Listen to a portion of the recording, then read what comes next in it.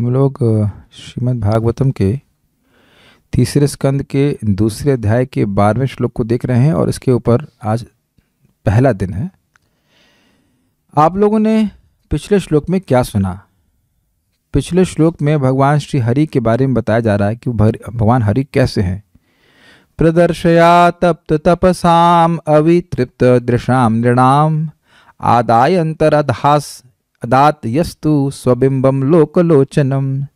प्रदर्शया प्रदर्शित करके अपनी इच्छा से, अतप्त तपसाम जिन्होंने तपस्या के द्वारा अपने आप को तप्त अर्थात शुद्ध नहीं किया था फिर भी उनको प्रदर्शित करके, अवितृप्त दृशाम नृणाम जिनकी दृष्टि भगवान को देखने से तृप्त विशेष रूप से नहीं हुई थी, ऐसे मनुष्यों के समक्ष अपने स्वरूप को प्रस्तुत करके आदाया उस स्वरूप को आच्छादित करके ढककर और लेकर अंतरअधात भगवान, यह तू अंतरअधात वह भगवान तो जो भगवान अंतर ध्यान हो गए।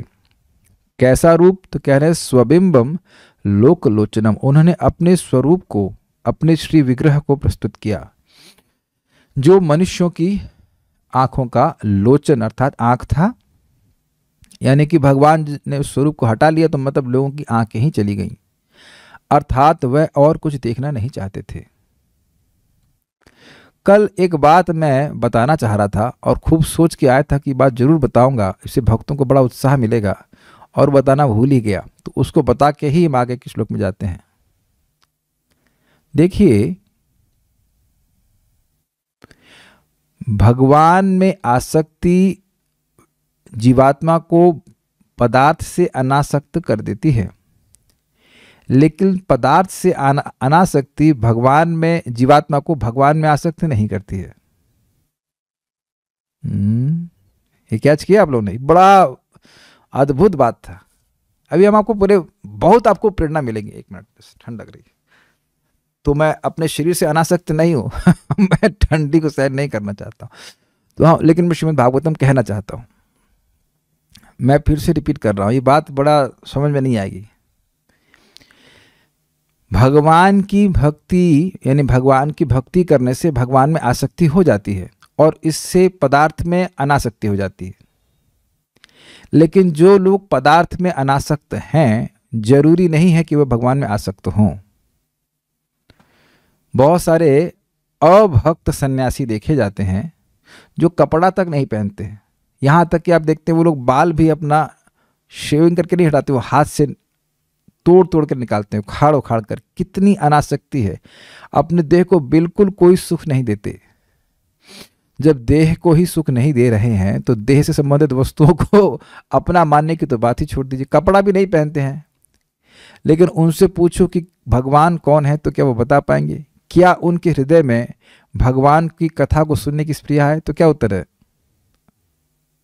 उत्तर है नहीं। लेकिन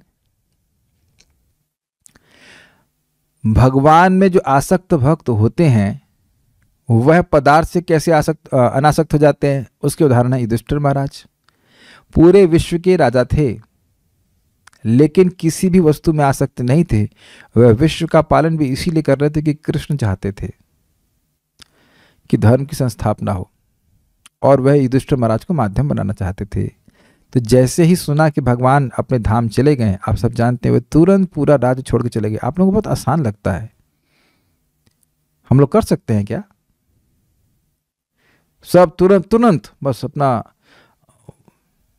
परीक्षित महाराज को राज्याभिषेक करके और चल दिए। यह परीक्षित महाराज भी मालूम चला कि अब 7 दिन ही बाकी है, तो युवावस्था में ही पूरा घर नहीं, क्षमा कीजिए, पूरा विश्व का राज छोड़ करके वह कथा सुनने में लग गए, भक्ति करने लग गए। इससे पहले भी भक्ति कर रहे थे लेकिन अब केवल भक्ति कर रहे थे। तो अब आपने सोच रहे होंगे कि मैं ये क्यों कह रहा हूं। भक्त लोग, स्पेशली हम सब लोग जो अनर्थ निवृत्ति में हैं, मोस्टली तो अनर्थ निवृत्ति में है, तो पदार्थ के प्रति, आसक्ति के प्रति हम लोग से परेशान हो जाते हैं। लेकिन हमने करना क्या है? हमें भगवान की आसक्ति को बढ़ाना है, और आसक्ति को बढ़ाने के बहुत सिंपल तरीके हैं। भगवान के बारे में सुनना, श्रवणात् दर्शनात् ध्यानात् मयि भावोनुकीर्तनात्। भगवान के बारे में सुनना, भगवान के बारे में बोलना, हरे कृष्ण मंत्र बोलना, भगवान के यश को बोलना, भगवान का ध्यान करना, विग्रह को देखना। दर्शनात्, क्षमा कीजिएगा, भगवान के बारे में सुनना, दर्शनात् मतलब भगवान के विग्रह को देखना और उन पर ध्यान करना और उनका कीर्तन करना। इसके द्वारा भगवान में आसक्ति डेवलप हो जाती है। इसके लिए घर छोड़ने की जरूरत है नहीं, लेकिन घर परिवार में आसक्ति व्यक्ति की अपने आप ही छूट जाएगी। अच्छा, हम ये खाली बोल रहे हैं, भविष्यत काल में ये आप लोग को अनुभव भी हो रहा है। जो कोई भी भक्त चाहे अपने घर में बैठ के सुन रहे हैं या मेरे सामने बैठ के सुन रहे हैं, अगर बहुत आसक्ति होती तो इस क्लास में भी नहीं आ पाते। उन्हीं आसक्त वस्तुओं में, व्यक्तियों में चुपके रहते। अग्रीड? कुछ सीरियल देख रहे होते, कुछ भी कर रहे होते, देखना मत, मैं खाली बोल रहा हूं कि ऐसा कर रहे होते कि नहीं। आज ही क्लास सुनने से पहले, बोलने से पहले मुझे अपना भक्ति के पुराना का जीवन याद आ रहा था। किस प्रकार की बोरिंग सी शाम हम बिताते थे, हम सभी लोग बिताते थे। कोई सीरियल देख रहा है, कोई टीवी देख रहा है, न्यूज़ देख रहा है, कुछ देख रहा है, बोर हो रहा है। या आप लोग के पुराने ज़माने में वो रेडियो, इस समय रेडियो का कुछ आ रहा होता तो रेडियो सुन रहे होते। तो वह सब सहजता से छोड़ करके हमको बहुत अच्छा वरुण नौटियाल प्रभु की बात लगी। He just give is natural realisation. उन्होंने कहा प्रभु कितना आसान होता है, कितना सहज लगता है ये भगवान की कथा को सुनना, कितना सहज है। और कथा अपने टेस्ट को, अपने स्वाद को प्रकाशित करके जीव को सहज ही भौतिक वार्ताओं से अलग कर देती है। मैं इस बात पे बोल रहा था कि वो जो अतप्त तपस्या वाली बात पे बोल रहा था कि तपस्या के द्वारा कोई बहुत तपस्वी है, इसका अर्थ यह नहीं है कि वो भगवान की प्राप्ति कर लेगा। ये कल बात आई थी, इसको मैं एक्सप्लेन नहीं कर पाया था। आप समझ पा रहे हैं? भक्तों के लिए वही तपस्या आवश्यक है जिससे उनकी भक्ति बढ़ती है। श्रवण, कीर्तन, स्मरण और दर्शन, यही था, 4 चीजें करनी है। तो चलिए, अब यहां पे बात आ रही है कि स्वबिंबम लोकलोचनम, भगवान ने अपने उस स्वरूप को दिखाया जो मनुष्यों के लिए, मनुष्यों की आंखों का आंख था। तो अच्छा, प्रश्न कोई करे कि वह स्वबिंबम कैसा था, भगवान का वह श्री विग्रह कैसा था, तो उसका डिटेल में वर्णन 3 श्लोकों के द्वारा कर रहे हैं।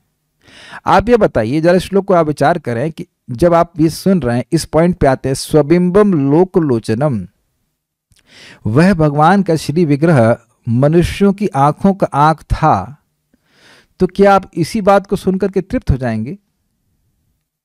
क्या मन में कौतूहल नहीं होगा कि कैसा था वो, जरा और बताइए कैसा था? क्यों भक्तों, आप इस बात से सहमत हैं?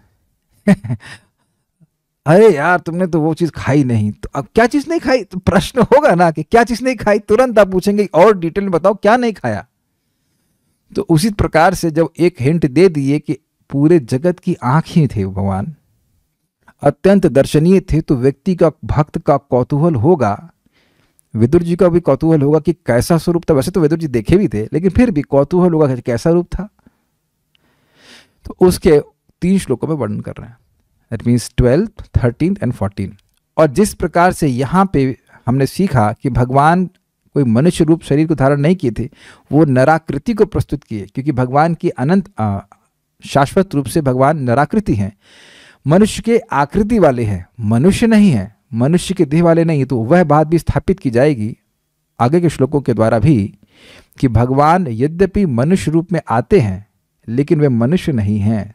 तो भगवान की दिव्यता को भी स्थापित किया जाएगा, उनके श्री विग्रह की दिव्यता को भी स्थापित किया जाएगा। ठीक है, अब हम लोग आज के श्लोक को बोलते हैं, उसको खूब गाएंगे, जितना गा सकते हैं। हमें आराम से पढ़ाना है, इसको चैन से पढ़ाएंगे। यन्मर्त्यलीलौपैकं स्वयोगा माया बलम दर्शयताग्रहीतम्, यन्मर्त्यलीलोपैकं स्वयोगा माया बलं दर्शयताग्रहीतम्, विस्मापनं स्वस्य च सौभगर्दे परम पदम भूषण भूषणांगम, विस्मापनं स्वस्य च सौभगर्दे परम पदम भूषण भूषणांगम, यन्मर्त्यलीलौपैकं स्वयोगा माया बलं दर्शयताग्रहीतम्, यन्मर्त्यलीलोपैकं स्वयोगा मायाबलं दर्शयता गृहीतम् विस्मापनं स्वस्य च सौभगर्धे परं पदं भूषणभूषणाङ्गम् विस्मापनं स्वस्य च सौभगर्धे परं पदं भूषणभूषणाङ्गम् यन्मर्तलीलौपैकं स्वयोगा मायाबलं दर्शयता गृहीतम् यन्मर्तलीलापैकं स्वयोगा मायाबलं दर्शयता गृहीतम् विस्मापनं स्वस्य च सौभगर्धे परं पदं भूषणभूषणाङ्गम् विस्मापनं स्वस्य च सौभगर्धे परं पदं भूषणभूषणाङ्गम् यन्मर्तलीलौपैकं स्वयोगा मायाबलं दर्शयता गृहीतम् यन्मर्तलीलापैकं स्वयोगा मायाबलं दर्शयता गृहीतम् विस्मापनं स्वस्य च सौभगर्धे परं पदं भूषणभूषणाङ्गम् विस्मापनं स्वस्य च सौभगर्धे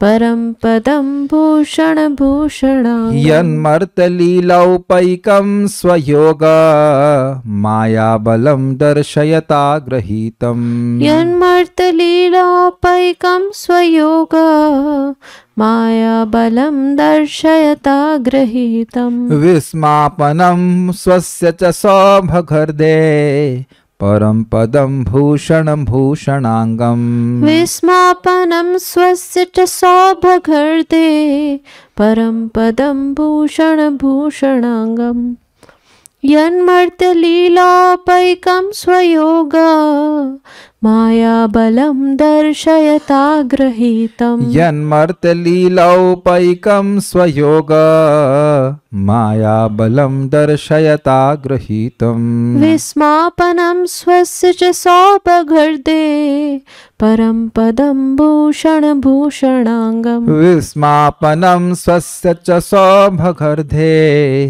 परम पदम भूषणभूषणाङ्गम्। प्रत्यक्ष है ना कि अर्थ न समझते हुए भी कानों को कितना सुंदर लग रहा है। ये तो श्रीमद् भागवत की कथा होती है कि आपके कानों को अच्छा लगेगा, कर्ण रसायन, और जब इसका अर्थ समझेंगे तो हृदय का रसायन। जूस पिलाने के लिए आए जूस। अरे अभी कहाँ संतुष्ट हुए, फिर बोलेंगे यन्मर्तलीलौपैकं स्वयोगा मायाबलं दर्शयता गृहीतम् यन्मर्तलीलौपैकं स्वयोगा मायाबलं दर्शयता गृहीतम् विस्मापनं स्वस्य च सौभगर्धे परं पदं भूषणभूषणाङ्गम् विस्मापनं स्वस्य च सौभगर्धे परं पदं भूषणभूषणाङ्गम्। मैं इसलिए भी मुस्कुरा रहा था या आनंद ले रहा था कि देखिए 84 देवता हमारे क्लास में है। देवता कैसे भाई, देवता लोग अपने ही लोग सब कुछ देख लेते हैं कि नहीं देख लेते हैं। तो आप लोग अपने लोकों में बैठे बैठे, रघुपति प्राण प्रभु कहाँ पे हैं आप? कुवैत में कहीं पे नॉट, राजेश प्रभु शायद कहीं चंडीगढ़ में होंगे। तो अपने अपने लोकों में बैठे बैठे यहाँ कथा हो रही है और आप लोग सुन रहे हैं। जब आप लोग के पास सामर्थ्य है ना, प्रत्यक्ष है कि नहीं है। कुछ देवता प्रकट हैं अपने रूप को दिखा रहे हैं, कुछ लोग अप्रकट हैं क्योंकि मेरी तपस्या पूर्ण है, वह भी चलेगा, लेकिन है तो सही ना। कितने आश्चर्य की बात है कि हम यहीं पे एक विशेष प्रकार की सिद्धि देख रहे हैं कि हम लोग यहाँ पे कथा कर रहे हैं और आप सब देवता लोग वहां से वैसे बैठे सुन रहे हैं। भाई भागवत को सुनने वाला तो देवता ही है ना, तो अन्य देवता भी इसी प्रकार से सुन रहे होंगे, सहज अनुमान कर सकते हैं। और भगवान तो वहाँ उपस्थित होते ही हैं जहाँ पे भगवान की कथा होती है, इसीलिए आप वहाँ पे एक अलग अनुभूति करते हैं, अलग सुख की, शांति की अनुभूति होती है जहाँ पे भगवान की कथा होती है। ये ऐसा नहीं हम खाली बोल रहे हैं, आप लोग प्रत्यक्ष इस बात को अनुभव कर सकते हैं। तो इस बात पर विचार करके हम आगे बढ़ते हैं। अनुवाद। भगवान अपनी अंतरंगा शक्ति योग माया के द्वारा मर्त्यलोक में प्रकट हुए। वे अपने नित्य रूप में आए जो उनकी लीलाओं के लिए उपयुक्त है, जो उनकी लीलाओं के लिए उपयुक्त है। भगवान यहाँ पे आकर के भगवान वाली लीला नहीं करते हैं, मनुष्यों वाली लीला करते हैं। जैसे मक्खन चुराना ये भगवान की लीला नहीं है। भगवान मक्खन चुराते हैं? भगवान तो मक्खन नहीं चुराते हैं, लेकिन बच्चे मक्खन चुराते हैं, है ना। बच्चे मिठाई भी चुराते हैं, बच्चे मक्खन चुराते हैं। तो ये सब बच्चों मनुष्यों की लीला है। तो भगवान कृष्ण की लीला कौन सी है? मनुष्यों जैसी लीला। मनुष्यों की जैसी लीला मतलब अब एकदम अब गिरिराज उठा लेना तो किसी मनुष्य के बराबर की क्षमता नहीं है, लेकिन भगवान जैसी लीला नहीं करते भगवान। क्यों? क्योंकि वे मनुष्यों को आकर्षित करना चाहते हैं। मनुष्यों को मनुष्यों की बातें अच्छी लगती हैं, है ना। तो भगवान भी गूढ़ा कपट मानुष, वो मनुष्य नहीं थे भगवान, लेकिन मनुष्य के रूप में आकर के भगवान अपनी नित्य लीलाओं को प्रकाशित करते हैं। तो वैसा रूप उन्होंने प्रकट किया। ये लीलाएं सबों के लिए आश्चर्यजनक थी, यहाँ तक कि उन लोगों के लिए भी जिन्हें अपने ऐश्वर्य का गर्व है, जिसमें वैकुंठपति के रूप में भगवान का स्वरूप भी सम्मिलित है। अब ये भी अद्भुत बात है कि देखिए, जिसके पास सारे ऐश्वर्य हैं वह किसी भी चीज से विस्मित नहीं होगा। जैसे 6 प्रकार के ऐश्वर्यों का हम स्मरण करें। एक ऐश्वर्य है सौंदर्य का। तो हम क्या कभी किसी के सौंदर्य को देख करके विस्मित हुए हैं या नहीं हुए? ऐसा बोलते ना, वाह कितना सुंदर व्यक्ति है। ये कभी नहीं जिंदगी में आप कहीं हैं, ऐसा तो नहीं कह सकते। किसी ना किसी सुंदर व्यक्ति को, बहुत सुंदर व्यक्ति को देख करके ना मुंह खोले हों, लेकिन मन में जरूर सोचे होंगे, अरे भाई बहुत क्या बात है। अरे यहाँ तक कि छोटे बच्चों को देख करके, बहुत क्यूट प्यारू सा बच्चा होता है, ओ मैं कितना प्यारा बच्चा, ऐसा बोलते हैं ना, तो आप विस्मित हुए ना, कितना, जैसे ही बोला कितना प्यारा बच्चा है, विस्मित हो जाते हैं। कभी कभी अपने ही बचपन की फोटो देख करके व्यक्ति कहता है, कितने प्यारे लग रहे थे हम। ये देखा होगा आपने कभी कभी, कोई लोग बचपन में बहुत प्यारे लगते हैं, बाद में ऐसे कर्म करते हैं कि बिल्कुल खराब हो जाते हैं, लेकिन बचपन में बड़े क्यूट लगते हैं। अपना ही फोटो देखकर व्यक्ति सोचता है, विस्मित हो, कितना प्यारा बच्चा। तो रूप से विस्मित होते हैं कि नहीं? क्लियर। चलिए इसको आप अलग लीजिए। उसके बाद धन। अरे भैया ये सारी बिल्डिंग उनकी है, अच्छा ये पूरा एस्टैब्लिशमेंट उनका, अरे पूरा शहर उनका है। अगर किसी को आप से मिल जाए, आज तक मिले नहीं होंगे कि एक व्यक्ति जिसका पूरा शहर हो। तब कभी आप देखे होंगे कि कहीं बस आपकी जा रही है या कहीं पे बैठे हुए हैं और कोई बिल्डिंग चलती ही जा रहे हैं, उसकी बिल्डिंग की दीवार नहीं खत्म होती कम से कम 2 मिनट तक। तो आप और कोई कह दे कि ये सारा जो साम्राज्य है या जो भी संपत्ति है वो एक व्यक्ति की, तो आप आश्चर्य नहीं करेंगे, भाई तो बहुत धनवान है। ठीक, वहां धन की वजह से व्यक्ति विस्मित होता है। और क्या हुआ? बल। कोई कुछ यहाँ पे बहुत बड़ा वजन उठा ले तो कहते हैं वाह कितना शक्तिशाली है। बल। और ज्ञान। ज्ञान से तो व्यक्ति बहुत आकर्षित होता है। वैराग्य। वैराग्य से कितना आकर्षित होता है। और क्या था? 5 हो गए ना? धन, बल, सौंदर्य, ज्ञान, वैराग्य और एक और भी, यश। अगर कोई व्यक्ति बहुत यशस्वी होता है, अरे भैया, बल्कि लोग बोलते भी हैं, हमको एक डॉक्टर बोले हमको पैसा नहीं चाहिए, हमको प्रसिद्धि चाहिए। अरे अपन का नाम सुना नहीं, मतलब वो व्यक्ति बहुत यशस्वी होता है तो व्यक्ति बड़े उससे आकर्षित होते ही हैं। या फिर यहां प्रैक्टिकल समझो, अरे भैया उनके 1 करोड़ व्यूज हैं, तो अब आश्चर्य नहीं होगा कि व्यक्ति बहुत प्रसिद्ध है। या चलिए बता दीजिए, जो लोग यूट्यूब देखते हैं तो ऐसे कभी आकर्षित नहीं हुए देख करके? 3 मिलियन व्यूज, यानी उसको व्यूज का कोई मतलब नहीं होता, मोस्टली कचरा भेजते हैं वो लोग, लेकिन कौवों के लिए परोसते तो कौवे देख लेते हैं, लेकिन प्राय आप देखेंगे इस प्रकार का, अरे इतने सारे व्यूज, इतने सारे व्यूज। तो यश से भी हम आकर्षित होते हैं। ठीक, अब मैं ये सब बातें क्यों कह रहा था? भगवान विष्णु सारे ऐश्वर्यों के स्वामी हैं। उनके लिए कोई बहुत सुंदर वस्तु नहीं है, उनके लिए उनसे अधिक कोई धनवान व्यक्ति नहीं है। ना कोई अधिक सुंदर है, ना कोई धनवान है, ना कोई यशस्वी है, ना कोई अधिक बलवान है, इत्यादि। समझ गए ना? 6 ऐश्वर्य में भगवान की साम्यता कोई कर नहीं सकता। फिर भी भगवान विष्णु भी भगवान कृष्ण के स्वरूप को देख करके आश्चर्यचकित हो गए, यद्यपि वह दोनों अलग व्यक्ति नहीं है। और ध्यान दीजिएगा, भगवान विष्णु स्वरूप तो है ही, भगवान कृष्ण भी अपने रूप को देख के आश्चर्यचकित हो जाते हैं। यह भी हम चर्चा करेंगे। कि मैं कितना सुंदर लग रहा हूँ। भगवान ने द्वारका में एक स्फटिक, स्फटिक समझते हैं, एक प्रकार की मणि है, उसमें अपने रूप को देखा, या एक्चुअली एक पिलर बोला जाता था उसमें, अपने रूप को देखे तो उसका आलिंगन करना चाहे, इतना सुंदर लगा हुआ। इसीलिए श्रीमन चैतन्य महाप्रभु के रूप में वह आते हैं राधा रानी के भाव को लेकर के। और इसको आप थोड़ा थोड़ा समझ सकते हैं, केवल एक उपमा बैठाने के लिए बता रहा हूं कि इस जगत में कभी कोई व्यक्ति सुंदर होता है तो अपने ही रूप को देखता रहता है। बहुत से कोई माता जी होंगी अगर बहुत सुंदर होंगी तो वो अपने मेकअप में बहुत टाइम लगाती हैं, और नहीं भी होती तो भी लोग टाइम लगाती है, लेकिन अगर बहुत सुंदर होंगी तो बहुत टाइम लगाएंगे इधर और देखेंगे हम कितने सुंदर लग रहे हैं, जबकि सुंदरता तो कुछ है नहीं जगत में। लेकिन फिर भी हम ये बात तो कुछ गलत तो नहीं कह रहे हैं, ऐसा देखा गया है जगत में। वैसे वो बहुत समय तक सुंदर नहीं रह पाती हैं, लेकिन जो भी है जब तक सुंदर रहती तो अपने ही स्वरूप को वह देख देख करके खुश होती रहती है। स्वरूप नहीं, क्षमा कीजिएगा, मतलब अपने मतलब शरीर को देख करके, चेहरे की सौंदर्य को देख करके। बाद में वो सौंदर्य केवल स्मृति मात्र रह जाती है, केवल याद रह जाता है ना कि हाँ हम इतने सुंदर थे। कभी कभी लोग अपना फोटो देखते हैं, ओह हम कितने यंग लग रहे थे, इसीलिए कभी कभी लोग अपनी जवानी का फोटो रखते हैं स्टेटस पे, बुढ़ापे का फोटो नहीं रखते इसमें दांत टूट गए हैं। तो हम क्यों बोल रहे थे, भगवान श्री कृष्ण तो आकृति प्रकृति में इतने सुंदर है कि उनको खुद भी आश्चर्य हो जाता है कि मैं इतना सुंदर हूं।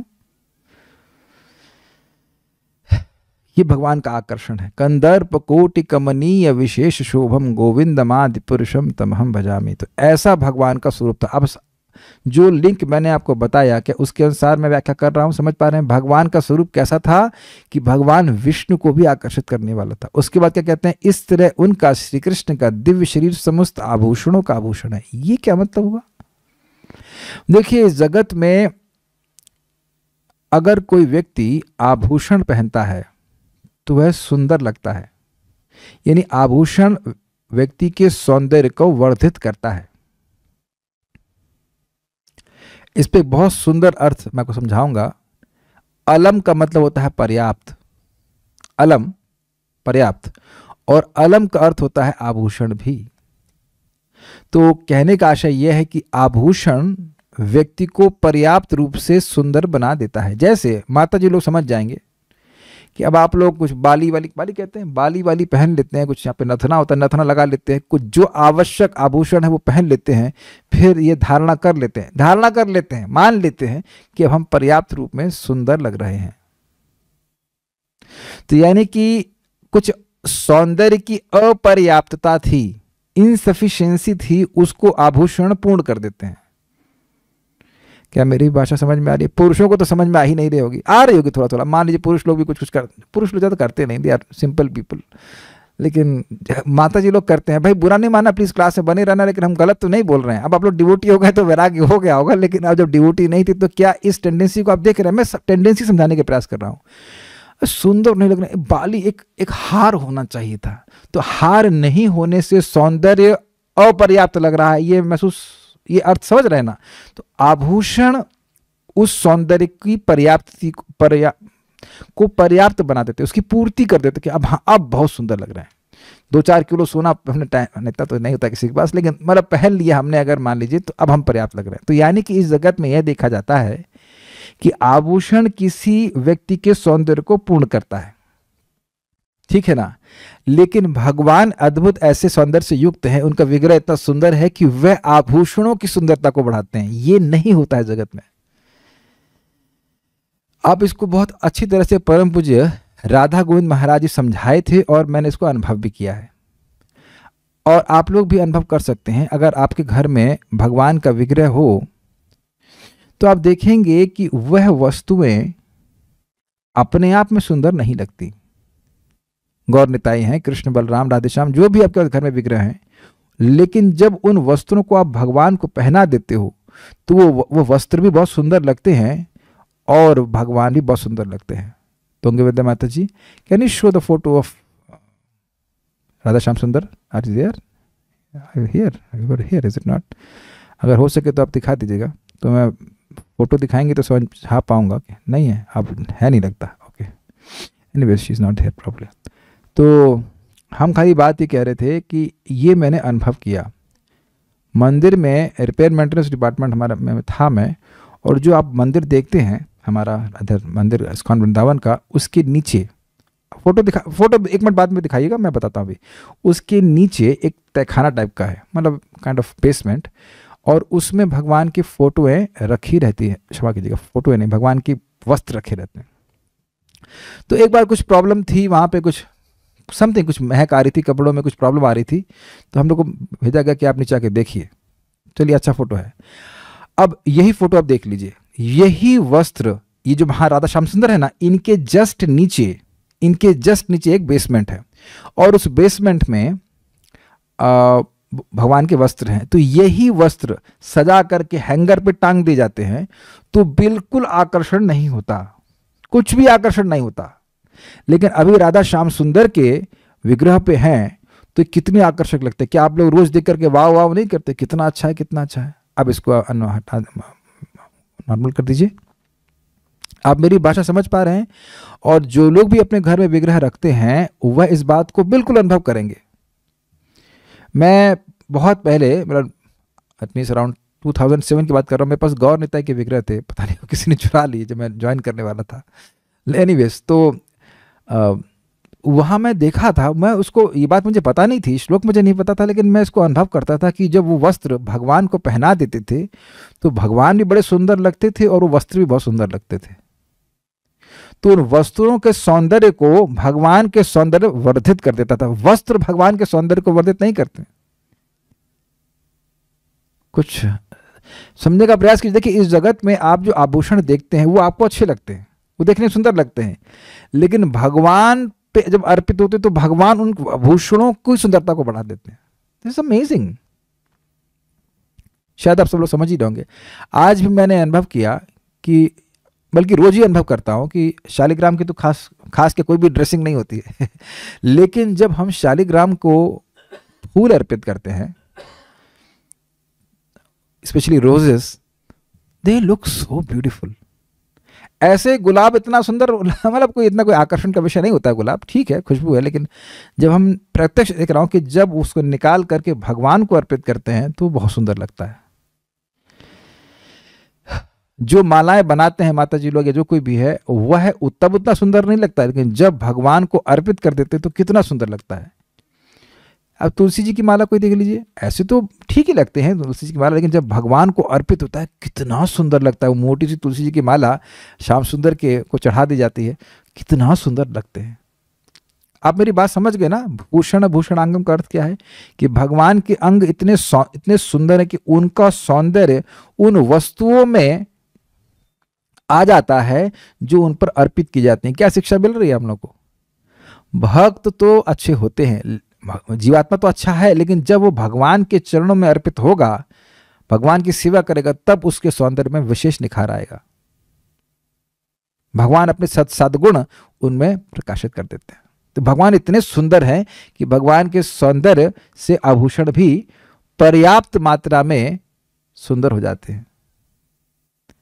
एक और अर्थ समझिए, मैंने आभूषणों को समझाया था कि उस सौंदर्य की पूर्ति करते हैं।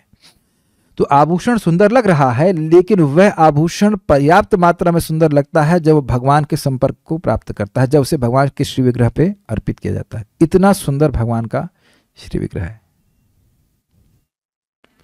तो ये सब बातें हैं, आगे हम लोग पढ़ते हैं। इसके अन्वय को देखिए। ये श्लोक में बहुत आराम से पढ़ाना चाहता हूं ताकि एक एक शब्द को ठीक से हम समझ सकें। यत मतलब जो, यानी उन श्री कृष्ण का नित्य रूप, मर्त लीला उपैकम।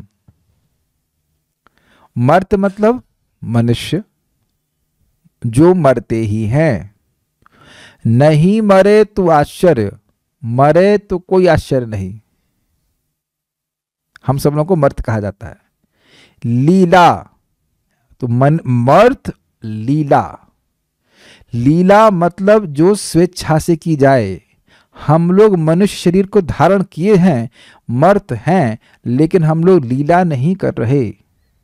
तो मर्त के संग शब्द लगा दिया लीला, अर्थात भगवान की स्वेच्छा से संपादित, आनंदमय। अब हम लोग का टॉयलेट बाथरूम जाना ये हमारी लीला नहीं है, ठीक है, दांत में दर्द होना ये हमारी लीला नहीं है। भगवान को इस प्रकार से बाध्य होकर कोई कार्य नहीं करना होता है। ये मनुष्यों जैसी लीला कह लीजिए। वो मनुष्य दिख रहे हैं लेकिन कर रहे हैं लीला, हम लोग नहीं लीला कर रहे हैं। मर्त लीला उपयिकम, उपयुक्त, उपयुक्त, उपयिकम, उपयुक्त, दिख रहा है श्लोक। मर्त जगत की मानव लीलाओं के लिए उपयुक्त था। वस्तुतः एक बात हम थोड़ा गलत बोल गए कि मर्त मनुष्य, केवल मनुष्य ही मर्त नहीं है, इस जगत में सभी मरने वाले हैं, जानवर भी मरने वाले, इसीलिए यहाँ पे अनुवाद किया गया है मर्त जगत की मानव लीलाओं के लिए उपयुक्त था। मर्त तो सभी होते हैं, यहाँ पे सभी मर रहे हैं, चींटी भी मर रही है, सब मर रहे हैं, लेकिन उसमें मानव लीलाओं के लिए उपयुक्त था, इसलिए अनुवाद ऐसा रखा गया है कि मर्त लीला उपयिकम। अब चींटी के रूप में भगवान आते तो वह मनुष्यों के लिए कोई आकर्षक नहीं होता, मतलब विशेष रूप से आकर्षक नहीं होता। लेकिन जब भगवान मनुष्य रूप में आ रहे हैं तो ऐसी वे लीला और अधिक कर सकते हैं जो मनुष्य का अनुकरण करती हो, मनुष्यों के कार्यों का अनुकरण करती है। जैसे मैंने समझाया आपको, मक्खन चुराने की लीला या गोपियों के संग विहार की लीला इत्यादि इत्यादि। इन सब बातों की चर्चा लोग सहज रूप से करते ही हैं। ऐसे स्वरूप को प्रकट किया। पिछले श्लोक से यह क्लियर नहीं हुआ कि वह रूप कैसा था, बस इतना बोला कि लोक लोचनम, लेकिन यहां कह रहे हैं कि बिल्कुल स्पष्ट बता रहे कि वह रूप कैसा था, मनुष्य आकृति वाला था। इसीलिए कह रहे हैं मर्त लीला उपयिकम। क्लियर। नेक्स्ट, कैसे प्रकट किया, नहीं क्यों प्रकट किया, तो कह रहे हैं स्वयोग माया बलम दर्शयता, अपनी योग माया शक्ति के महात्म्य को प्रदर्शित करने वाले, यानी कि योग माया की शक्ति को, योग माया की अंतरंगा शक्ति के बल को प्रदर्शित करने के लिए भगवान ने यह रूप प्रस्तुत किया। प्रदर्शित करने वाले श्री कृष्ण द्वारा ग्रहीतम, स्वीकृत किया गया। तो आप कहेंगे स्वीकार किया गया, इसका मतलब है कि पहले कभी नहीं स्वीकार किया गया था क्या? नहीं, यहां ग्रहीतम का अर्थ केवल यही है कि भगवान ने अपने स्वरूप को प्रकट किया। यह नहीं सोचना चाहिए कि ग्रहीतम का अर्थ यह हुआ कि पहले भगवान निराकार थे और भगवान ने अब यह रूप स्वीकार किया, यह नहीं अर्थ। ध्यान से सुनिए, स्वीकार का मतलब है कि वो व्यक्ति पहले से ही था। यस और नो। स्वीकार एक व्यक्ति करता है। जैसे कोई कहे कि ये इसने इस लड़की को अपनी पत्नी के रूप में स्वीकार किया, तो निराकार ने स्वीकार किया या किसी व्यक्ति ने स्वीकार किया? क्या कहते हैं भक्तों? देखिए, बहुत गंभीर श्लोक है। योग माया बलम दर्शयता, अपनी योग माया के बल को दिखाने के लिए स्वीकार किया। तो ये इच्छा कि मैं अपनी योग माया के बल को दिखाऊं, यह भी तो किसी व्यक्ति की होगी ना, कि निराकार की हो जाएगी? अग्रीड। योग माया उनकी शक्ति है और शक्तिमान है भगवान।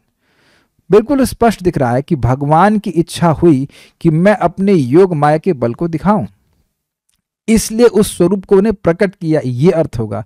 ग्रहीतम का अर्थ यह नहीं है कि भगवान निराकार थे और बाद में भगवान ने उसको, उस स्वरूप को स्वीकार किया। एक एक बात समझ में आती जा रही है? ठीक है। यानी भगवान का स्वरूप नित्य है।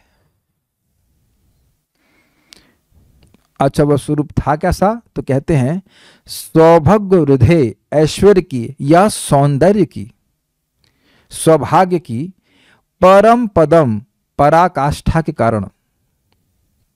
पराकाष्ठा का मतलब क्या होता है?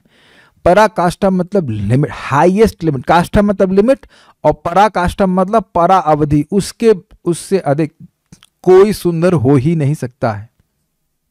भगवान कृष्ण के स्वरूप से अधिक सुंदर कोई हो ही नहीं सकता। इसीलिए भगवान श्री कृष्ण के 4 गुणों में से एक गुण है जो भगवान विष्णु भी प्रकट नहीं करते, और वो क्या है? रूप माधुरी। 4 गुण है, रूप माधुरी, वेणु माधुरी, भक्त माधुरी और लीला माधुरी। तो रूप माधुरी का वर्णन यहां पे हो रहा है।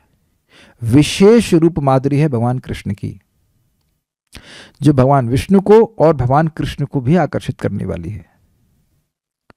कह रहे स्वस्य च, वैकुंठपति के रूप में स्वयं भगवान महाविष्णु के लिए भी विस्मापनम आश्चर्यजनक था।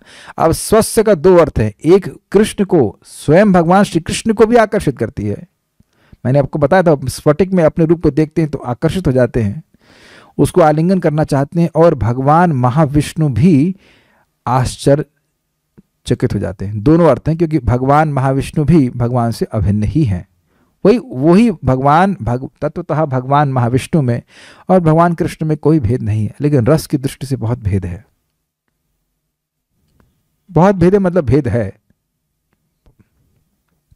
फिर बहुत भेद भी कह सकते हैं, क्योंकि जिस प्रकार से भगवान नटखट लीला कर रहे हैं, भगवान विष्णु तो वैसे कभी नहीं करते, वे तो गंभीर रहते हैं। तो एक व्यक्ति बहुत गंभीर है और एक व्यक्ति बहुत नटखट है, तो बहुत भेद नहीं हो गया।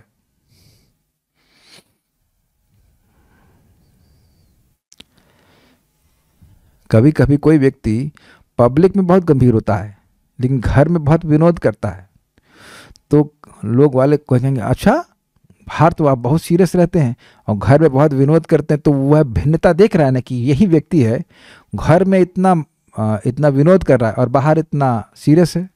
एग्जाम्पल, विंस्टन चर्चिल वह इंग्लैंड में एक प्राइम मिनिस्टर थे सेकेंड वर्ल्ड वॉर के समय में। तो उस समय इंग्लैंड बहुत शक्तिशाली देश था, प्राय पूरे विश्व पे ही उसका कब्जा था, प्राय मतलब भारत भी तो उसके अंडर में था, पूरा भारत, पाकिस्तान इंक्लूडेड, सब कुछ। और वह था केवल एक यूपी के स्टेट के बराबर। तो हम बहुत की व्याख्या नहीं कर रहे, तो खैर जो भी है, बहुत शक्तिशाली व्यक्ति थे वो। और एक बार कोई उसे व्यक्ति मिलने के लिए आया, तो उसको बाहर प्रतीक्षा करने के लिए बोल दिया गया, कहा कि अभी वो बहुत व्यस्त हैं। तो वेट करता रहा, कहा ऐसी कौन सी मीटिंग है जो इतना व्यस्त है। तो उसने की होल, समझते दरवाजे में एक छेद होता है, उससे अपनी आंख ऐसे करके दबा करके देखा कि कर क्या रहे हैं। तो अपने पोते को, ग्रैंड सन को, पोते को अपनी पीठ पे बिठा लिए हैं और घोड़ा बने हुए हैं। तो आप भेद देख रहे हैं, व्यक्ति वही है और वो पोता बोल रहा है चल मेरे घोड़े टिक टिक टिक। उनको बड़ा आनंद आ रहा है कि उनका पोता उनको घोड़ा बना करके चल रहा है। तो तत्वतः तो एक ही व्यक्ति हैं, लेकिन रस अलग अलग है कि नहीं। बाहर की दुनिया में वो प्राइम मिनिस्टर हैं ऑफ इंग्लैंड और ऐसा करके बहुत प्रभावशाली व्यक्ति हैं, लेकिन अपने पोते के लिए तो उनके ग्रैंडफादर, लविंग अफेक्शनेट ग्रैंडफादर हैं। और वह भी ऐसा चाहते हैं कि पोता करे, वो स्वेच्छा से पोते को अपने पीठ पे बिठाए हुए हैं। ऐसे ही अब बताइए कि सामान्य व्यक्ति क्या प्राइम मिनिस्टर की पीठ के ऊपर बैठ सकता है? कभी सोच सकता है? कोई नहीं सोच सकता है। तो इसी प्रकार से भगवान विष्णु यद्यपि भगवान कृष्ण से अलग नहीं है, वो अलग व्यक्ति नहीं है, लेकिन रस का बहुत बड़ा भेद हो जा रहा है। रस की अत्यंत उत्कृष्टता है, तो भगवान महाविष्णु को भी वह आश्चर्यजनक लगने वाला था। उसकी लीला हम आज तो नहीं सुना पाएंगे, कल सुनाएंगे। भूषण भूषण अंगम, उन श्री कृष्ण के शरीर के अंग भूषणों को भी भूषित करने वाले थे, अर्थात सुंदर बनाने वाले थे। अब एक बार हम लोग जब अर्थ समझें, एक बार श्लोक को समझ के फिर से गाएंगे। यन मर्त लीलाओ पैकम स्वयोगा, जिन भगवान ने मर्त लीला के लिए उपयुक्त स्वयोग माया बलम दर्शयता ग्रहीतम, अपनी योग माया के बल को दिखाने के लिए वह रूप स्वीकार किया था, मतलब प्रकट किया था। वह रूप स्वबिंबम, जो पिछले श्लोक से लिया था, वह भगवान का शिव विग्रह है। विस्मापनम स्वस्य च सौभगर्दे, स्वस्य च विस्मापनम, वह स्वयं के लिए एवं भगवान महाविष्णु के लिए भी आश्चर्य का, विस्मय का कारण था। क्यों? तो कह रहे स्वभगर्धे परम पदम, वह सौभाग्य का, ऐश्वर्य का, ऐश्वर्य से मेरा मतलब है सौंदर्य का, परम पदम पराकाष्ठा था, उससे परे कुछ भी सुंदर वस्तु नहीं थी। इतनी सुंदर थी कि भूषण भूषणांगम, वह आभूषणों की भी सौंदर्य को वर्धित करने वाली थी। तो एक बार फिर से मेरे पीछे बोलिए। यन्मर्त लीलाउपैकम स्वयोग माया बलम दर्शयता गृहीतम, यन्मर्त लीलाउपैकम स्वयोग माया बलम दर्शयता गृहीतम, विस्मापनम स्वस्य च सौभगर्धे परम पदम भूषण भूषणांगम। विस्मापनं स्वस्य च सौपगर्दे परम पदम भूषण भूषणांगम। तो आप कहेंगे कि यह सब श्लोक इतना क्यों घुसा रहे हैं भेजे में, दिमाग में? ये प्रश्न किसी के मन में नहीं आ रहा। आप यह बताएं कि क्या आपने यह सुना है कि भगवान की प्राप्ति तपस्या से नहीं, सुकृति से नहीं, अपितु लौल्य से होती है? भगवान की प्राप्ति एक लालसा के द्वारा ही होती है। अब यह बताएं कि इस वर्णन को सुनकर क्या 1% भी इच्छा नहीं आ रही कि उस रूप को हम देखें? क्या एक लालसा का स्पार्क हृदय में जागृत नहीं हो रहा, चाहे हम एकदम खराब व्यक्ति भी क्यों ना हो? ये प्रभुपाद जी कहते हैं, चाहे तुम चोर हो, चाहे व्याभिचारी हो, चाहे कुछ भी हो, अगर तुम्हारे हृदय में इस प्रिया है कि मुझे भगवान की प्राप्ति करनी है, तो तुम परफेक्ट हो जाओगे। वो आसक्ति सारे व्यसनों को छुड़ा देगी और भगवान की प्राप्ति कराएगी। और ऐसे व्यक्ति बहुत सदाचारी है, लेकिन उसके हृदय में भगवान को देखने की स्प्रिया नहीं है, तो भगवान दिखेंगे भी नहीं कभी भी। है ना? आप लोगों के मन में आ रहा होगा, ये कौतूहल तो आ रहा होगा ना, कैसा रूप होगा भाई, कैसा रूप होगा? वैसे ज़्यादा सोचने की जरूरत नहीं, भगवान का विग्रह तो है ही, लेकिन फिर भी ऐसा अनुभव आप भी अपने जीवन में नहीं करना चाहेंगे? जो वस्तु सुनता है, उसके माधुर्य के बारे में सुनता है, तो व्यक्ति उसके प्रति आकृष्ट होता है। अरे यार, क्या खाना बनाया था उन्होंने, ऐसा होता है ना, क्या खाना बनाया था, तो तुरंत आपके मन में स्प्रिया आ जाती है। अनुभव नहीं किए हैं, लेकिन सुन लेते हैं कि अरे भाई जबरदस्त बनाते हैं, तो स्प्रिया हो ही जाती है।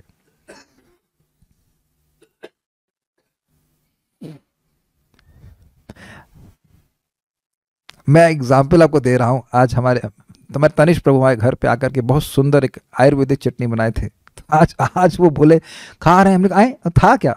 तो जो खाए तो वाह वाह, बहुत अच्छी बहुत अच्छी। तो एक भक्त आज शाम को आए थे प्रसाद के लिए, तो हम पहले बोलना शुरू कर दिए, अरे भैया आज तो इतनी बढ़िया चटनी खाई, बहुत बढ़िया चटनी, मज़ा आ गया, आयुर्वेद भी की है ये। अच्छा, थोड़ा तो देख रहा था कि उनकी आंखों में भी एक कौतूहल हो गया कि भाई ऐसी कौन सी चीज़ है, ऐसी कौन सी चीज़ खाए। आप समझ रहे हैं?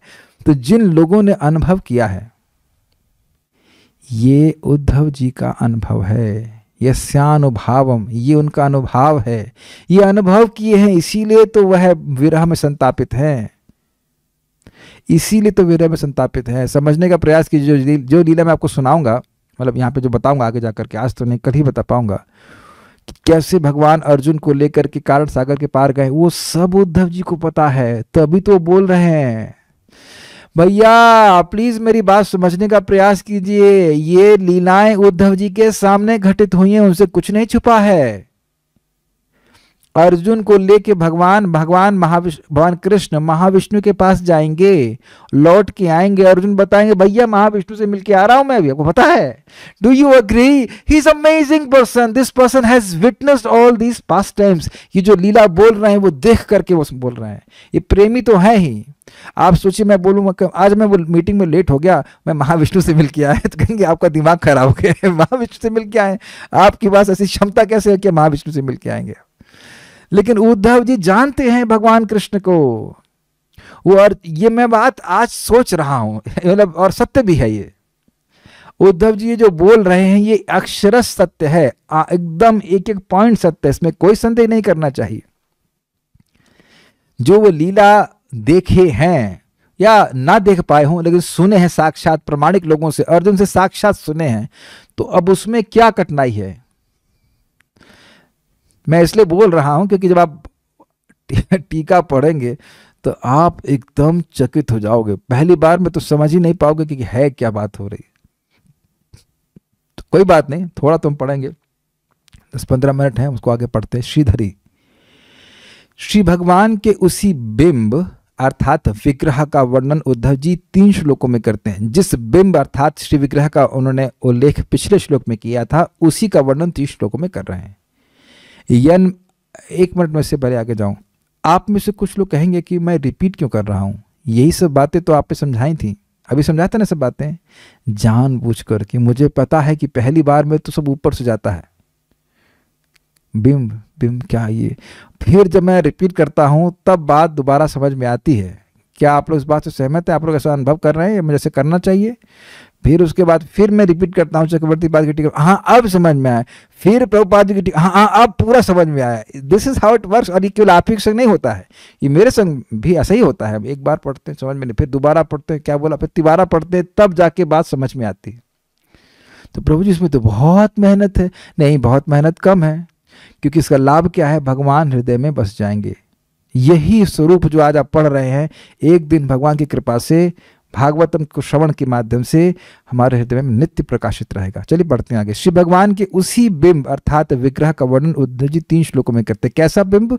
जो लोकलोचन था, जिसको भगवान ने प्रदर्शित किया था उन लोगों के सामने भी जिनकी तपस्या से, जो लोग तपस्या से पूर्ण रूप से शुद्ध नहीं हुए थे, अवितृप्त थे, फिर भी भगवान ने प्रकाशित किया था। उस बिंब का वर्णन कर रहे हैं।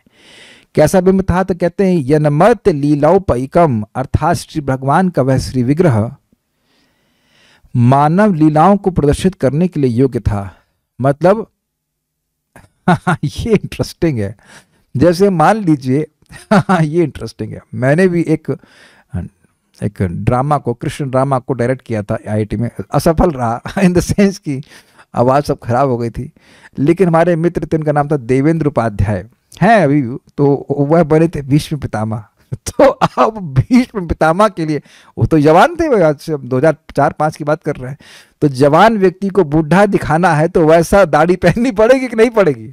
अब भीष्म पितामह को आप सभी जान रहे हैं कि भीष्म पितामह बूढ़ा है, तो बूढ़े के लिए दाढ़ी लगानी पड़ेगी, ऐसा करना पड़ेगा। तो किसी विशेष रोल को अदा करने के लिए, अदा मतलब निभाने के लिए व्यक्ति को वैसा स्वरूप स्वीकार करना पड़ता है ना। भाई यहाँ भी मैं प्रचार कर रहा हूँ तो गॉगल लगा के तो नहीं कर सकता ना, यहाँ भी समझ रहे ना, ब्लैक गॉगल लगा के आज जीन्स पैंट पहन के आएंगे तो कहीं नहीं क्या हो गया, बुद्धि भ्रष्ट हो गई है क्या? आपको कोई भी कार्य करने के लिए एक विशेष वेश धारण करना पड़ता है कि नहीं, है ना? मंदिर में भी आप देखेंगे आरती कर रहा है जीन्स पैंट में, आरती जीन्स पैंट में क्या हो गया, उतारो उसको नीचे, उतारो, पब्लिक ही उतार देगी उसको, ये क्या कर रहा है? तो इस जगत में आप देख रहे हैं कि कोई व्यक्ति कार्य करता है तो वैसी ड्रेस पहन लेता है। एक उदाहरण दे रहा, उपमा दे रहा हूं, भगवान ड्रेस नहीं पहनते, ड्रेस पहनने की बात नहीं कर रहा हूं, खाली उपमा दे रहा हूं कि इस जगत में एक विशेष कार्य करने के लिए एक विशेष वेशभूषा स्वीकार करता है, तब वो ठीक से उस रोल को कर पाता है। भगवान तो अपने नित्य लीलाओं को प्रकाशित कर रहे हैं, इसलिए बस केवल उपमा इस मामले में दे रही है कि भगवान अपने मनुष्य लीला को प्रस्तुत करने के लिए ऐसा स्वरूप प्रकाशित करते हैं। ठीक है, जब भगवान मछली बनते तो वह मछली का स्वरूप भी भगवान का नित्य है, लेकिन मछली का रोल करना है तो मछली बन रहा है। जैसे कि अब आगे सुनेंगे आप, पहाड़ को स्टेबल करना है पानी के नीचे तो वह कछुआ बन गए, लेकिन वो कछुआ नहीं है। तो मैं उपमा दे रहा हूं कि जैसे यहाँ वेशभूषा स्वीकार करते हैं कोई नाटक करने के लिए, तो भगवान अपनी लीला को, अब मनुष्य लीला को प्रस्तुत करने के लिए अपना मनुष्य स्वरूप प्रस्तुत करते हैं। स्वस्य अर्थात श्री भगवान के लिए भी, स्वस्य मतलब खुद के षष्ठी विभक्ति, खुद के, खुद का, तो खुद के लिए अर्थात श्री भगवान के लिए, तो खुद का क्या अर्थ होगा? खुद का अर्थ होगा खुद के लिए, भगवान कृष्ण के लिए, और दूसरा अर्थ होगा कि उनके ही एक स्वरूप भगवान महाविष्णु के लिए, उसके लिए भी। विस्मापनम अर्थात विस्मयजनक था। और ध्यान दीजिएगा कि भगवान की लीलाएं केवल भगवान महाविष्णु के लिए ही नहीं, अपितु बलराम जी के लिए भी विस्मयजनक हैं। इसको आप ब्रह्म विमोहन लीला में भी देखेंगे। विष्णु स्वरूपों के लिए भी भगवान श्री कृष्ण की लीला विस्मयजनक है, क्योंकि वह सौभाग्यर्धे अर्थात सौभाग्य अतिशयता की, सौभाग्य और अतिशय मतलब अतिशय सौभाग्य, और उसकी भी पराकाष्ठा, परम पदम। किसी का कोई बहुत सुंदर होता है तो वह अपने पूर्व जन्म के कर्म के पुण्य की वजह से होता है, लेकिन बहुत ज्यादा सुंदर होता मतलब बहुत पुण्य किया है। ज्ञानी है, कुछ ज्ञान है तो वह पूर्व जन्म की वजह से हो रहा है, और बहुत ज्यादा ज्ञानी है तब क्या बोलेंगे? बहुत पुण्यवान है। तो कह रहे हैं सौभाग्य नहीं, सौभाग्य हृदय, सौभाग्य से हृदय मतलब समृद्धि, सौभाग्य की समृद्धि की परम पदम पराकाष्ठा। शब्दों को समझ पा रहे हैं तभी तो आनंद आएगा। सौभाग्य की जो खजाना है उसकी पराकाष्ठा, तो सौभाग्य यहां पे अर्थ है सौंदर्य की, सौंदर्य की अतिशयता की पराकाष्ठा। सौंदर्य है, सौंदर्य की अधिकता है, और उस अधिकता में भी परम पद, मतलब उससे श्रेष्ठ सौंदर्य किसी का है ही नहीं। ऐसे भगवान का स्वरूप था। उस श्री विग्रह के विशेषण को कहते हैं कि भूषण भूषणांगम, अर्थात उनके अंग भूषणों को भी भूषित कर देने का काम करते थे। ऐसे श्री विग्रह को श्री भगवान ने स्वयोग माया बलम अर्थात अपनी योग माया के बल को दर्शयता अर्थात प्रदर्शित करने के लिए ग्रहीतम अर्थात धारण किया था। थोड़ा समझने का प्रयास कीजिए। यहाँ पे भी सिद्धांत बता दिया गया स्वयं उद्धव जी के द्वारा कि भगवान ने उस स्वरूप को किसी से बाध्य होकर नहीं प्रकट किया, स्वयोग माया अपनी अंतरंगा शक्ति से प्रकट किया। देखिए कई बार इस बात को समझाया गया है कि कोई व्यक्ति जैसे कोई व्यक्ति जेल में आता है, वो कैदी है, तो वह सरकारी गाड़ी में आता है और पुलिस वालों के साथ घिरा हुआ होता है। अगर कोई महत्वपूर्ण, अंडरलाइन कीजिएगा शब्द, महत्वपूर्ण कैदी है, तो वह कैदी भगवान के वह कैदी अन्य पुलिस वालों के संग घिरा हुआ आता है, क्योंकि वो महत्वपूर्ण कैदी है। महत्वपूर्ण को अंडरलाइन कर लीजिएगा। लेकिन जब भगवान आते हैं, एक मिनट वापस, महत्वपूर्ण कैदी मतलब महत्वपूर्ण व्यक्ति लेकिन कैदी की दृष्टि से, तो आता है पुलिस वालों के से घिरा होकर और सरकारी गाड़ी में। सामान्य कार में लेके जाते हैं क्या किसी को जेल में? नहीं लेके जाते। लेकिन वह जेल में जाने के लिए बाध्य है अपने कर्मों के अनुसार, बिल्कुल स्पष्ट समझ में आ रहा है, और उसके कर्मों के अधीन होकर वह जेल में रहेगा। उसको कोई सुविधा नहीं दी जाएगी जैसे बाहर सुविधा प्राप्त होती। ठीक, कभी मान लो कोई मंत्री या प्राइम मिनिस्टर इच्छा कर ले कि हम जाके देखेंगे कि भाई जेल कैसा चल रहा है, तो वह भी एक महत्वपूर्ण व्यक्ति हैं, तो क्या वो महत्वपूर्ण कैदी हैं? नहीं।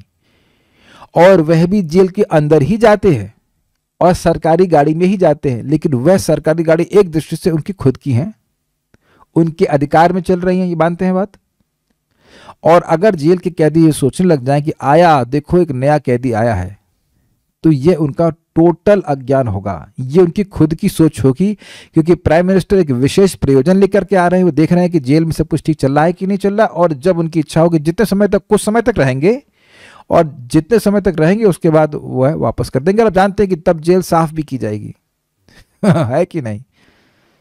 तो उसी प्रकार से भगवान जब इस जगत में आते हैं तो वह अपनी स्वयोग माया, अपनी इच्छा से आते हैं, अपनी अंतरंगा शक्ति के द्वारा आते हैं। वो किसी और की शक्ति के द्वारा बाध्य होकर, माया शक्ति के द्वारा बाध्य होकर के नहीं आते हैं। ये व्यक्ति को समझना होगा।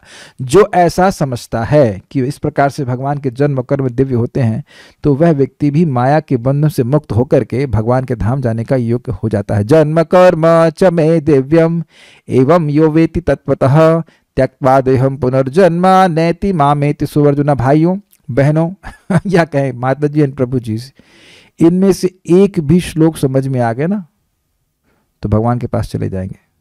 क्योंकि एक भी श्लोक ठीक से समझने का मतलब है कि भगवान के जन्म और कर्म की दिव्यता को समझना।